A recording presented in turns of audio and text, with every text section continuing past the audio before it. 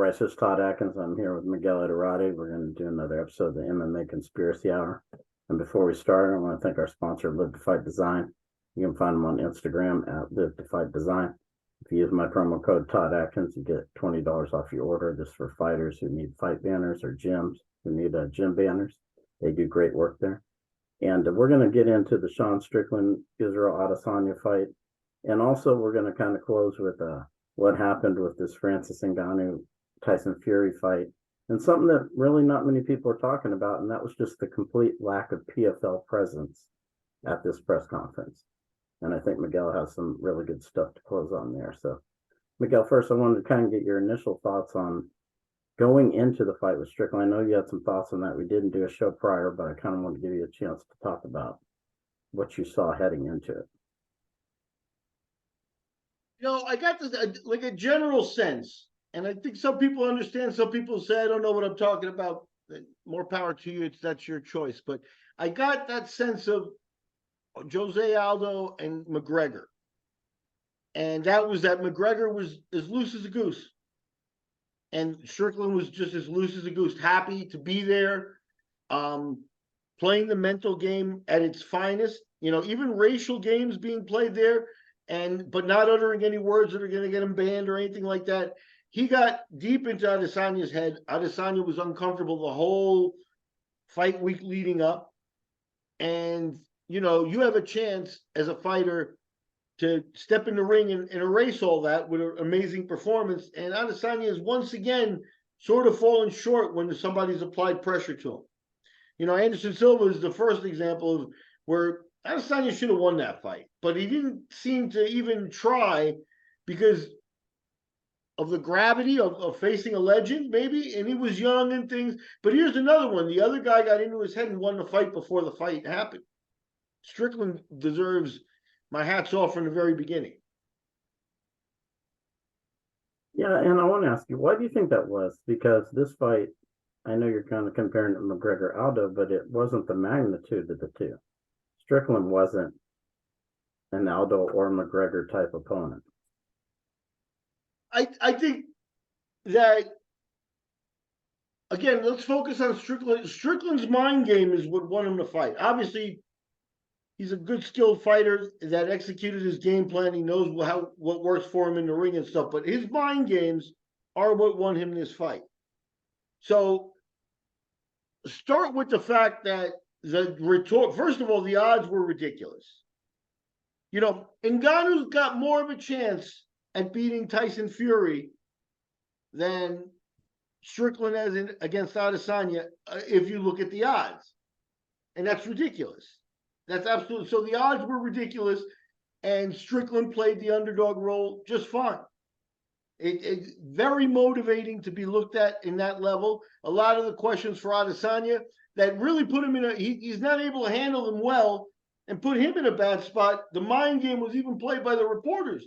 Just asking Adesanya, you're a big favorite. What's next after this for you? Or are you underestimating him? Or all those questions where they force Adesanya to talk about the other guy's skill level. He has to acknowledge the odds are so wide that he's better. He's got to win. Even the press seemed to play Strickland's game for him with Adesanya. Nothing worked for Adesanya in the buildup. He had to admit that he was a big, and then the guy was pissing him off, and then he wants to hurt the guy. You were given 25 minutes to hurt the guy, and you did nothing. So, and that to me it was a pure mind game on Strickland's part, where Strickland was just wearing on him the whole time. The Chinaman jokes, he caught on real fast that, look, I said that there was some racial overtones to this, and he didn't say anything to get banned. But when he says to Adesanya, or to the crowd, I want to thank you, Australians, Adesanya, I represent these people more than you. That there is a clear racial meaning to that. And, he may be right in many ways. And that wore on Adesanya also. Facts are facts. Adesanya is an immigrant there. So it seemed like O'Malley kind of landed there and hit it off with the crowd in a very special way. joking with people, people receiving him there. Australians are, kind of crazy, kind of good hosts and stuff. Tell it like it is, party, have a beer, the whole thing. Very much O'Malley, I think, found people there that You gave mean him the support. Strickland? You mean Yeah, Strickland? that's God, I'm sorry. Yeah. But yeah, very much I think he landed there and found what he needed to keep that mind game going. Just affirmation that some of the things that he says are right to some of the people. Why do you think Adesanya struggled so much once the fight actually started? Okay, you get tense. There's something that Jack Dempsey used to say, while you're thinking in a fight, I'm hitting you in the face. And Adesanya was thinking about this fight in the whole buildup, and everybody's asking, oh man, did you hear what he said? He called you a Chinaman. Yeah, I'm going to kill this guy. I get a chance. I've never wanted to hurt somebody, I think he said somewhere. Never want to hurt an opponent like I want to hurt this guy. And then you're given 25 minutes and then you don't do it. It's like the only thing that would have been more embarrassing to Adesanya is for the bell to end after 25 minutes and for him to attack Strickland, like, okay, now you're going to fight? You know what I mean? It's like that's the level of not pulling the trigger that I saw there. Yeah. Yeah, it seemed like he spent a lot of time just kind of circling away from him. He looked pretty sloppy actually. It's kind of surprising.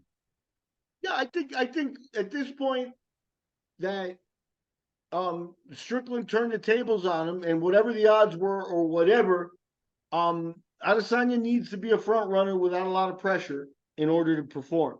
That pressure of not, of questions from or too much audience. It's come up a couple of times in his career where he's dropped the ball. He might win a rematch, because at the end of the day, the odds, tend to say, he's a more complete fighter. I think Strickland's stock has gone up, obviously, and Strickland should maybe hold out and not do the rematch right away. We'll see how that develops. I think the UFC would probably push for the rematch. And it's not for the reason. This is where I think Adesanya was wrong. I think he also came out kind of trying to put Strickland down and saying the UFC doesn't want him to be champion. Like saying, they want me to be champion. And I think the UFC at this point, Adesanya is a good champion for him. I think he draws a major economy in Nigeria's attention, and that they monetize the way the fight gets shown there in a way that makes him big money. So they're okay with him there. But Strickland got the chance, and Strickland is a guy that did all the work and stuff. And there's, when the belt comes back to the United States, the UFC will be able to monetize on his next fight. So I think that Strickland has taken himself to the next level, and good for him. He did the work. He did the work from mind game to in-ring action. He governed his fight from the moment he landed in Australia. He decided what was going to happen. Now, Dana White was pushing for the rematch in the press conference. So this would be like if Adesanya gets it. And Eugene Behrman basically said, we could fight tomorrow and win the rematch. That's how confident he was. Because Adesanya didn't answer questions. He had Eugene Behrman come in and do the press conference for him, which was kind of interesting. He just came in and said, I'm not going to answer any questions. I'm going to go, have breakfast with my team or whatever. Eugene Behrman's going to do the press conference for him. But this was probably the first time in recent memory where a champion or anybody basically had two rematches in a row of losses, title fight losses. What do you make of it?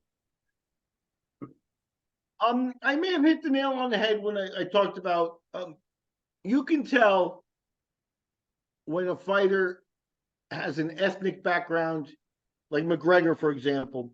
When McGregor fights, it starts with you've got most of Ireland and their economy and their nation watching you fight the fight. And McGregor's got that effect internationally and stuff. But I give you Khamzat and Nurmagomedov. Nurmagomedov has millions of Instagram viewers. So when he was champion, that means those millions of people in Russia and Chechnya and these areas where the UFC doesn't get watched a lot all of a sudden is checking in with millions of people. And trust me, when that happened, nobody, or Nurmagomedov, yeah, he got paid. They gave him a couple $1 million for his fights and stuff.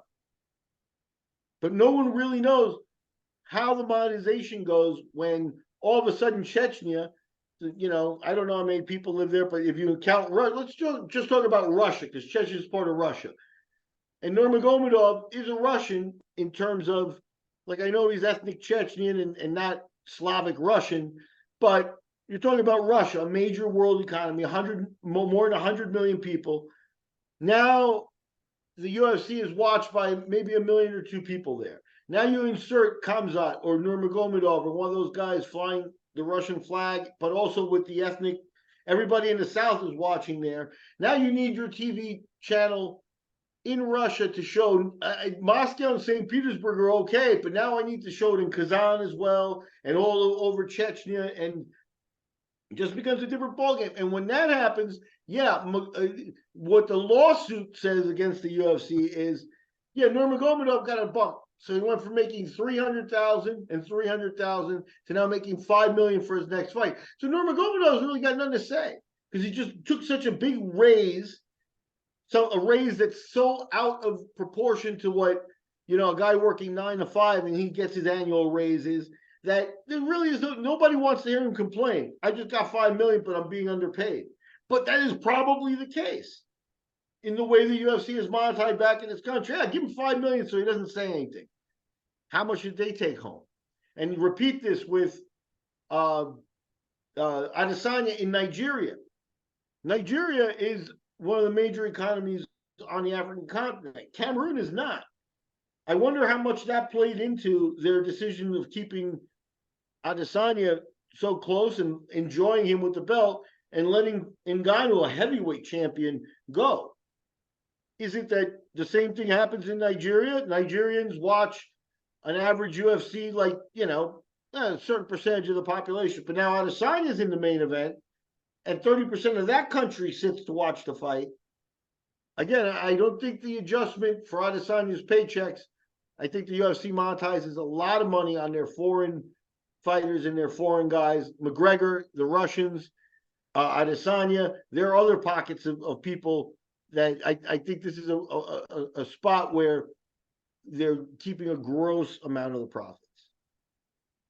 Yeah, but how frustrating do you think it is for other fighters who they see, all right, this is kind of what everybody talks about. Here's this guy, he's going to get another rematch. He's lost 2 of his last 4 fights, basically. It's got to be frustrating for them. It is, but still, they're not going to. This falls under. This is still basically what Dana wants, or what the UFC wants. Maybe Dana has some influences now.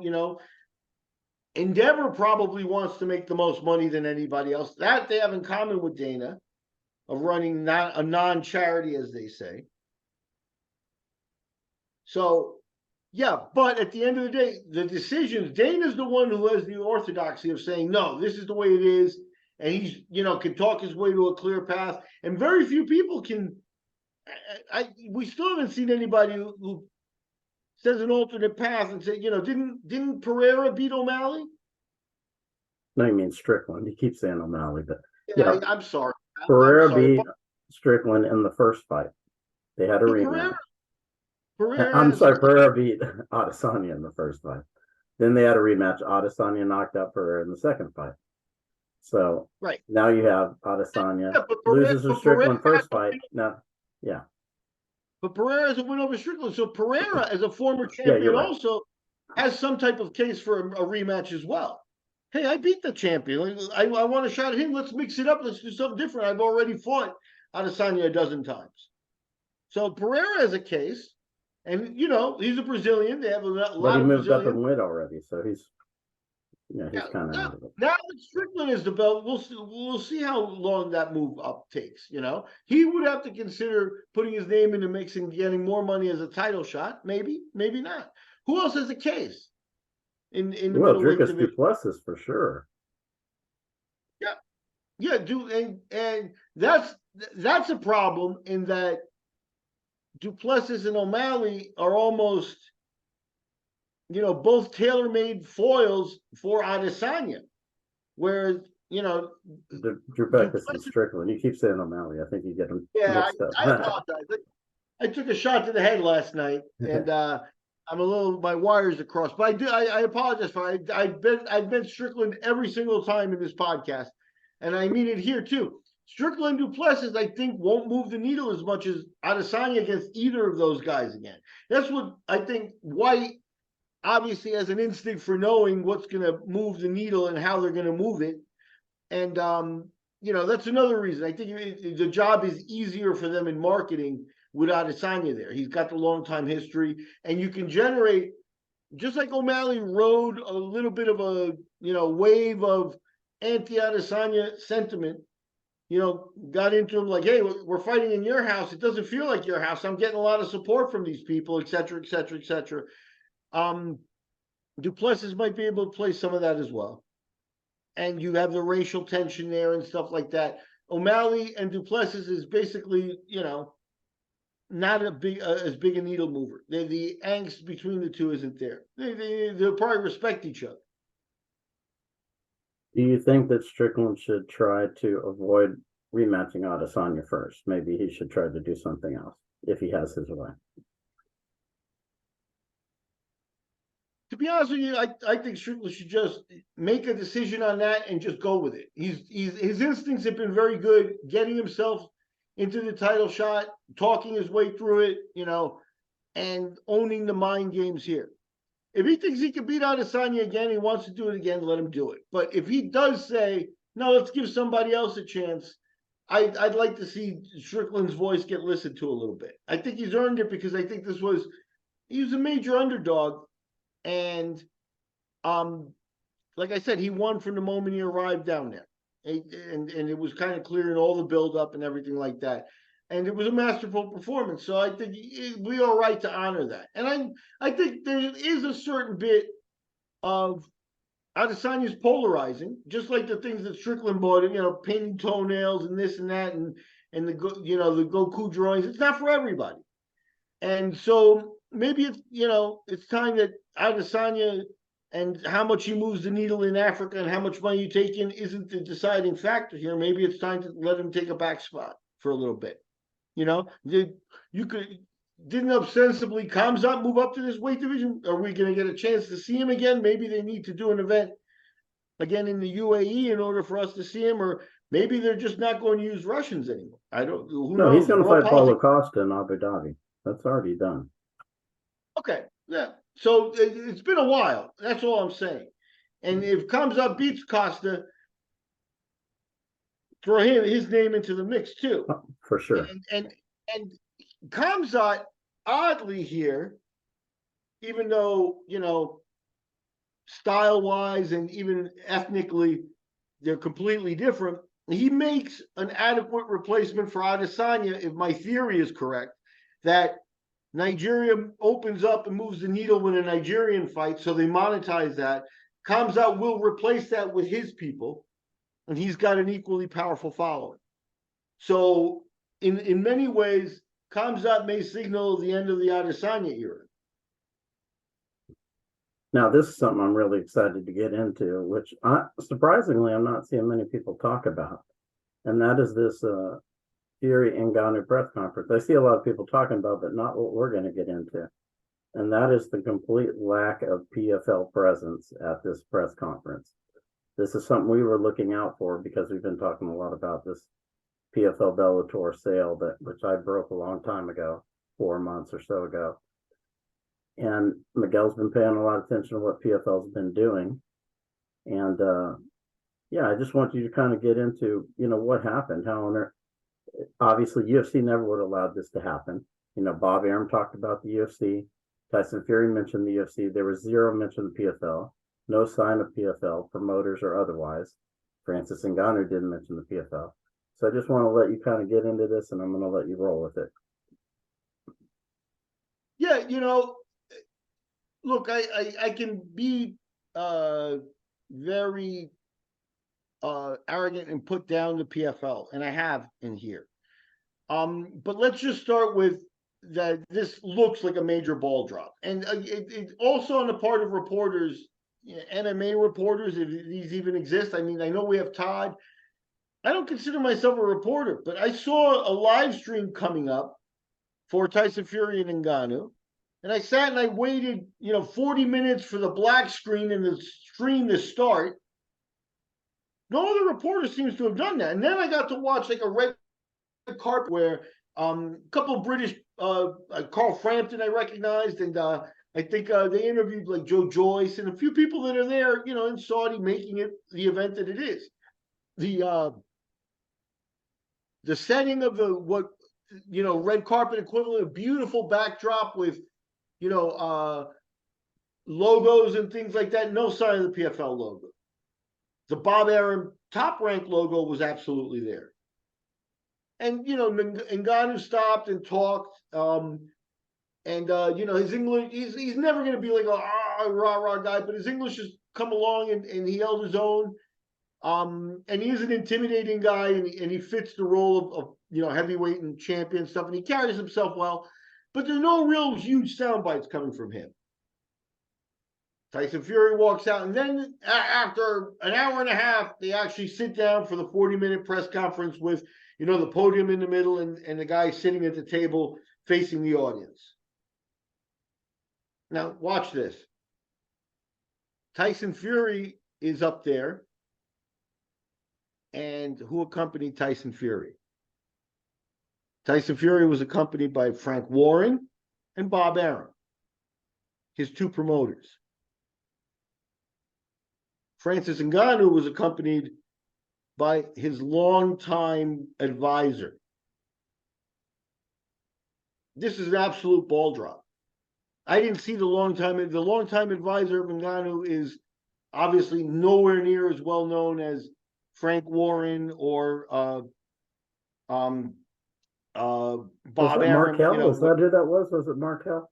I didn't even watch the press conference. Is that who it was?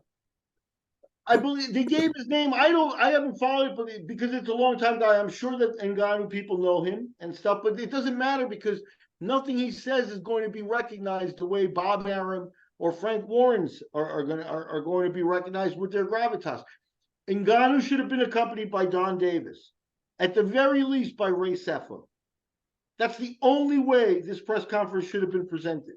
Him bringing a friend. Did nobody think of this?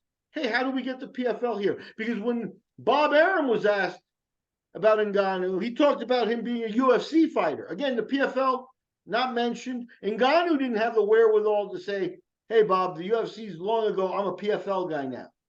Something like that might have been a soundbite, but he's so milky white that nothing of that came out. No defense of the PFL. So the PFL is left with zero presence here. Once you get to Tyson Fury, Fury seems, there are times I've seen him do better stand-up. Put it that way. It seemed a little contrived, but he realizes, I think, that he's got to carry Ngannou on this one. Because Ngannou is a tough opponent, in terms of like getting him to get you mad or say something disrespectful and stuff. So he's not, Fury's looking for a dance partner. And I think Fury sent some messages in this press conference. If you read between the lines, he said to him, we got to put on a show. We got to put on a show. I think Fury knows real boxing, he should be gone in 2. 1 or 2. It should maybe feel him out 1 round, set up the knockout, and done in 2. If we're doing just Queensberry rules, Fury is capable of this. That's what we believe.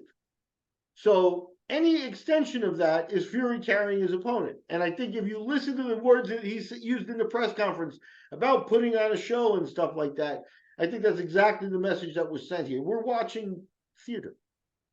Ngannou's going to try. Ngannou said all the right things too. But again, because the script was already written, nobody could come in and say, hey, where's the PFL? Why doesn't Don Day? Why don't we fly? I guess you got to, if MBS doesn't do it himself, like this guy's got other things to worry about, like running his country and things like that. He's a controversial guy. I'm sure if they were waiting for him to say, hey, I just gave $300 million to the PFL. Why don't we put them on this backdrop as well? It's like, no, you got to be proactive. You got to be up there. Get yourself in there. If you signed to take the Saudis' money, You should have been like, Ngannou's over there this weekend at your press conference. We need to be there. Who on the PFL side is asleep? Who can imagine? Do you remember when Dana was at all the Floyd Mayweather, Right. Conor McGregor press conferences? He Every was single like the one of them. master of ceremony. Yeah.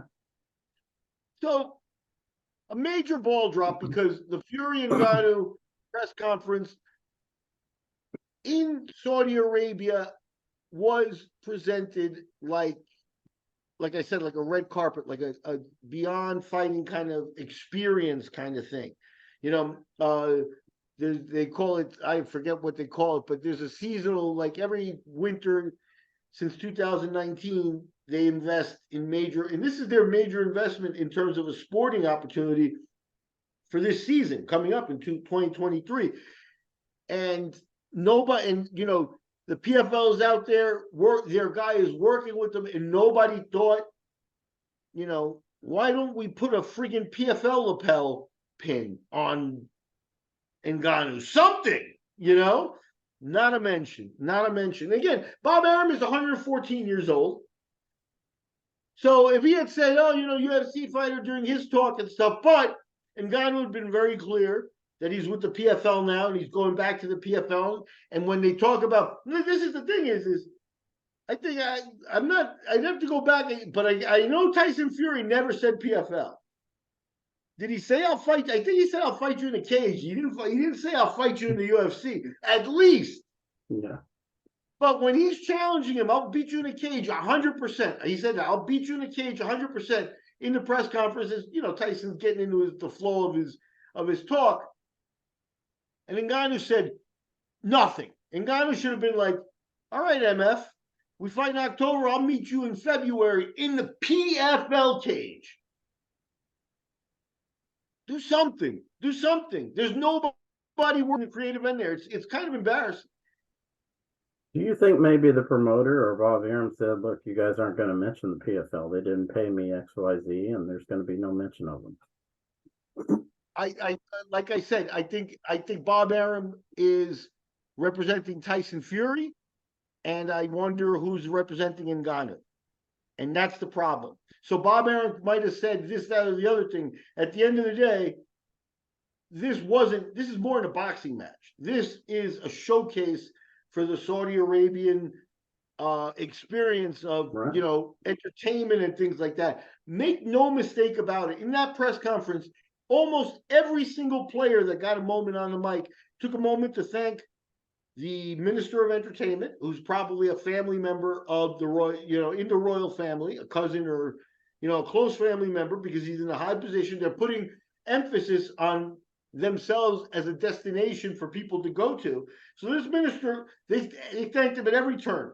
And of course, MBS gets thanked every single time. This is an ego trip for the Saudis.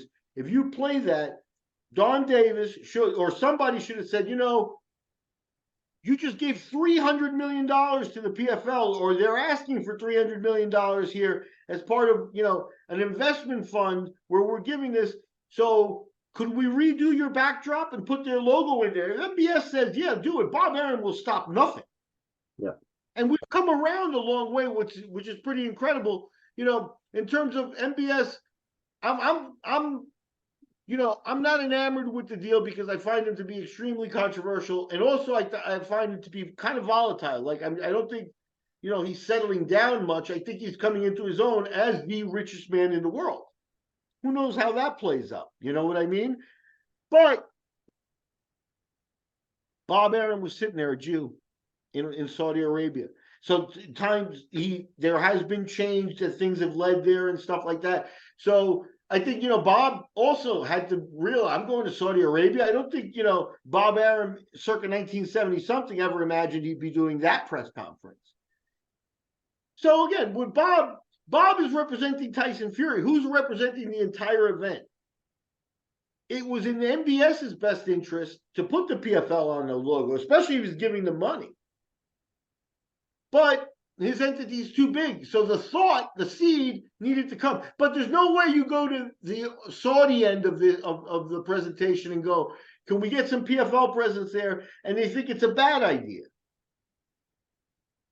And why did they're it putting not happen? I mean, you're thinking of it. I'm thinking of it. Surely they thought of it. Yeah, and maybe look again, since we don't know everything, maybe they called up and MBS said, "Man, we've been planning the whole backdrop and everything there for the last 3 weeks. You're a little late, and I don't want to change it because I've already blown $5 million. I don't want to blow $5 million again because I've got trillions, but no one likes to burn money either. You know what I mean? So they didn't want to do it. The timing wasn't right. I don't believe that because the second the fight was announced, you know it and I know it. I'd be thinking, how do we get involved if I'm the PFL? The moment the fight's announced. And you had to know they had knowledge of before that even.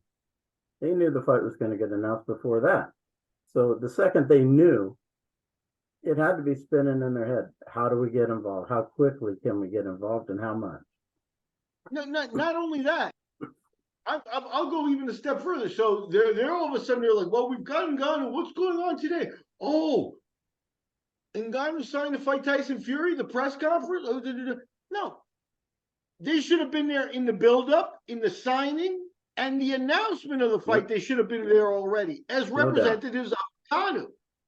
Ngannou is there with a friend, his lifelong advisor, who I'm sure is a trusted person, but is a non-factor in terms of, sound bites, MMA media. What did he say? What does he care? He cares about Ngannou. That's who his guy is. Good for him. He had no business at that press conference. The press conference was for his promoter. That's what Tyson Fury did. So that to me was just it's a ball drop on the part of the PFL that comes on the heels of a lot of ball drops in my mind. So nobody thought of this, but somebody thought of putting a green screen on Frankie Lapenda and doing a Zoom conference call with him. Again, like I said, they got 5 million views, so that's a $20,000 check heading their way. It's big time for a big world fight company. But and here is their $20 million signing off of the press conference, the stage over there, and your name isn't even mentioned. It's hard to believe. Do you think Dana's scared yet? No. There you have it. It's just hard to believe that they wouldn't even think to be involved. Like it's unfathomable, that they wouldn't. They had to have tried to get involved. Look, you get an A for effort. They needed to do it. They needed to be there. They needed to. So I don't think that Don Davis, flew into, Riyadh and said, hey, MBS, I'm here. You got 5 minutes? And yeah, he's like, look, I need like 300 million for, my fight show. And he's like, all right, here. That process of getting money from those types of funds and stuff is pretty detailed, I think, at this point. Sure. Can some of the rich Arabs throw money around when they want? Hey, I bought my friend a car and stuff like that. Absolutely, because that's how they roll. Also, it's part of their character. But again, that's why they put these money in these funds to complicate things. So in those funds, the PFL should have been requiring them to keep them on the front line of anything fight related and go through me. You think Dana didn't take over that promotion? Dana was going to grab a third of the money from Mayweather McGregor, and he probably earned it. Yeah, I mean, to me, it's like, it's common sense. Yeah, we're going to buy Bellator, but we need this fight here, this Tyson Fury, Francis Ngannou fight to promote PFL, to kind of flow into this sale. This is all part of one thing, and yeah, to not have a presence in it, it's mind-boggling to me. Something had to either stop it or they're just out of their mind, one or the other. Any number of things you could script. I think, Ngannou could have been there in a PFL uniform. Yeah. Not a black and white, he looked great. A tan suit, very, intimidating, handsome individual and stuff like that. But I see that's Ngannou. again, his promoters have no presence there. You know, Bob Arum struggled to walk up a set of stairs there.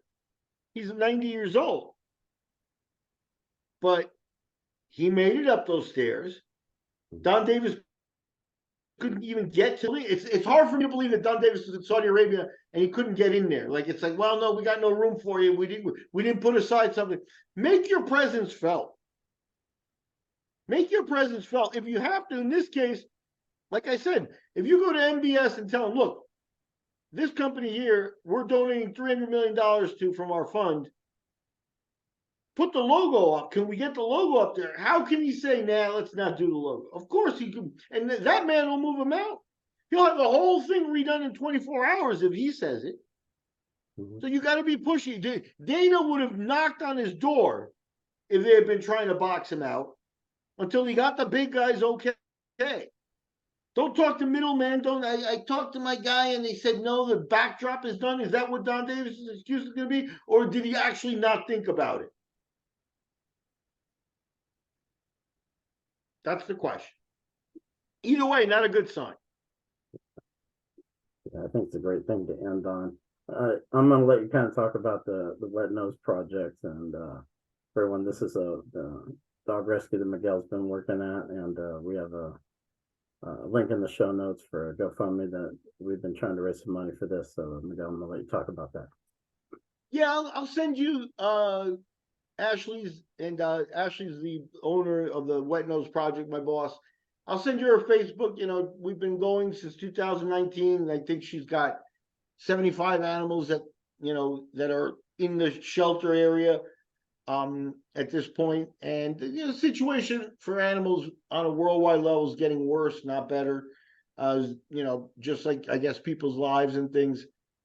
There's upturns and downturns. I think the animals are the first to suffer, and you see that a lot. So I'm very motivated just to try and help. And you just see great touching stories and a lot of tragedies, more tragedies than saves, and that's kind of sad as well. So thank you everybody out there just for listening to us, and you know, give us a couple likes and shares on some of the videos and things on the Wet Nose Project on Facebook. And just that's a huge help just to raise awareness. Yeah, everyone that watches these shows, we appreciate it, and share it with somebody if you think it's a good content, and feel free to subscribe to it. And as Miguel said, check out the GoFundMe that I'll have in the show notes here, and I'll make a separate video for it as well, and see if you can give some support to the dog rescue that Miguel's working out there in Costa Rica. And yeah, you know, I got hired, you know, to do videos for them and to help them, you know, create a YouTube presence. And I haven't been able to do that because there's so much like day-to-day work to do, you know. Gone out on a couple overnights to feed dogs, and there was a big rescue of a hoarding situation that, you know, and then a week later it was like, hey, go visit them and see if they're being taken care of, or these, you know, people are, you know, just crazy things that you got to follow up overnight. I know Ashley's on her way over to another town where there's a dog that got attacked by pit bulls and is in bad shape that she's going to take to a vet and things like that. So it's always, like I said, because the situation isn't great for animals, there's never a lack. You can't help everybody. There's never a lack of need, and that's what is very motivating to try to do something. Yeah, we'll do what we can to help for sure, and people, we appreciate the support as always, and keep looking out for us until next episode. Take care.